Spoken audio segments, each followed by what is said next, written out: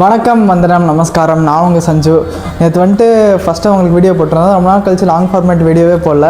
நேற்று தான் போட்டிருந்தோம். நேற்று போட்ட மோஸ்ட்லேயும் வந்துட்டு எனக்கு யாரோ கமெண்ட்ஸ் வருமா என்னன்னே தெரில. யாரோ வந்துட்டு நம்ம சேனலில் ஒன்றா பழசாக இருக்கவங்களாம் ஃபாலோ பண்ணுறாங்களா என்னென்னு தெரியாமல் தான் வீடியோ போட்டேன்.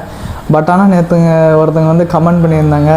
நம்மளோட ஜேர்னியில் வந்துட்டு ஸ்டார்டிங்கில் வந்துட்டு அவங்க ப்ரொஃபைல் நான் பார்த்துருக்கேன். ஒன்றாமல் ப்ரொஃபைலும் மாற்றலை அவங்க. அதே மாதிரி நம்ம ஜேர்னியை வந்துட்டு அப்போ கன்டினியூ பண்ணி பார்த்துட்டு இருந்திருக்காங்க. அதை நினைக்கும் போதுலேயே வந்துட்டு எனக்கு ரொம்ப ரொம்ப ஹாப்பியாக இருக்குது.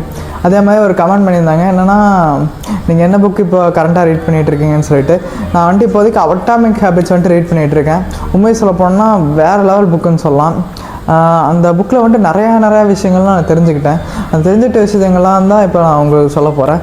என்னென்னு பார்த்தீங்கன்னா வந்துட்டு ஸ்டார்டிங் வந்துட்டு நம்ம ஒரு விஷயத்தை ஸ்டார்ட் பண்ணோன்னா, ஒரு ஹேபிட்டை வந்துட்டு ரெகுலராக ஃபாலோ பண்ணோன்னா ஒரே ஒரு சிம்பிள் ஸ்டெப் தான். நீங்கள் வந்துட்டு எந்த டைமில் வந்துட்டு ஒரு ஹேபிட்டை ஃபாலோ பண்ணுறீங்க, இன்றைக்கி ஒரு 9 மணிக்கு பண்ணுறீங்கன்னா நாளைக்கும் வந்துட்டு அதே டைமில் 9 மணிக்கு பண்ணணும். நீங்கள் எந்த பிளேஸில் பண்ணுறீங்களோ வந்துட்டு அதே பிளேஸ்லேயே பண்ணணும். இப்படி பண்ண என்ன ஆகும்னா மூளை வந்துட்டு நீங்கள் பல் விளக்குறது எப்படியோ அதே மாதிரி ஒரு ஆட்டோமேட்டிக்காக மாற்றிடும். அந்த நீங்கள் ஹேபிட்டுக்கு வந்துட்டு நீங்கள் எஃபர்ட்டோ ரொம்ப வில் பவரோ போட தேவையே இல்லை.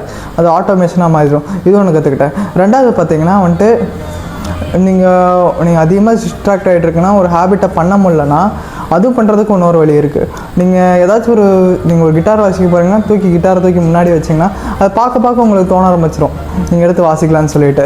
அதே மாதிரி நீங்கள் ரைட் பண்ணணும்னு நினச்சிங்கன்னா நோட் எடுத்து முன்னாடி வைங்க.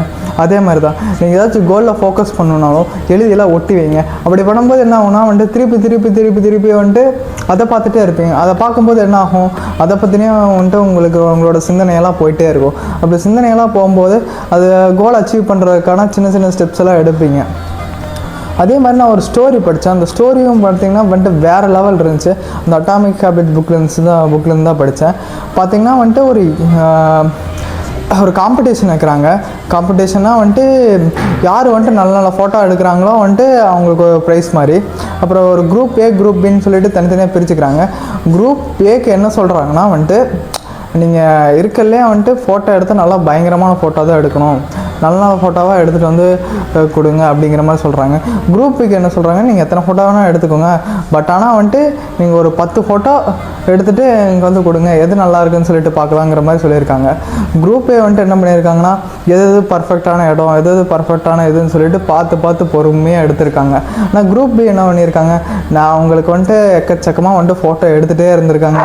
அதை வந்துட்டு 100, 200, 300ன்னு சொல்லிட்டு எக்கச்சக்கமாக அப்படி எடுக்கும் போதுல என்ன ஆச்சுன்னா திருப்பி ரிப்பீட்டடாக அவங்க பண்ணிகிட்டே இருந்திருக்காங்க. இப்போ அதுக்கு முன்னாடி இன்னொன்று பார்த்துக்கலாம். இந்த காம்படிஷனில் நீங்கள் யார் ஜெயிச்சிருப்பாங்கன்னு நினைக்கிறீங்க, குரூப் ஏவா குரூப் பின்னு சொல்லிட்டு நீங்கள் நினைக்கிற மாதிரி குரூப் பி தான் ஜெயிச்சிருக்காங்க. என்ன காரணம்னு பார்த்தீங்கன்னா வந்துட்டு குரூப் ஏங்கிறவங்க நல்லா இருக்கிறதுலே பர்ஃபெக்டான இடமா பார்த்து பர்ஃபெக்டான விஷயமா ஃபோட்டோ எடுத்திருக்காங்க. ஆனால் வந்துட்டு இவங்க என்ன பண்ணாங்க, குரூப் பி வந்துட்டு திருப்பி எக்கச்சக்கமாக ஃபோட்டோ எடுத்துகிட்டு இருந்திருக்காங்க. அவங்க எக்கச்சக்கமாக அந்த ஃபோட்டோ எடுத்துகிட்டு இருக்கும்போது என்ன ஆகுனா ஒரு இடத்த அவங்க எப்படி கேப்சர் பண்ணுறது, எப்படி லைட்னிங் மாற்றுறது, எப்படி பேக்ரவுண்ட் செட் பண்ணுறதுங்கிற விஷயங்கள்லாம் அவங்களுக்கு தெரிய ஆரம்பிச்சிருக்கு. மிஸ்டேக்ஸு திருப்பி லேர்ன் பண்ண ஆரம்பிச்சிருக்காங்க. அதனால் பார்த்தீங்கன்னா வந்துட்டு எந்த ஒரு சீனரி எடுத்திங்கனாலும் எந்த ஒரு நார்மலான ஒரு இடம் எடுத்தனா அது எப்படி பயங்கரமாக காட்டுறங்கிற அளவுக்கு அவங்களுக்கு திறமை இன்க்ரீஸ் ஆகிருக்கு.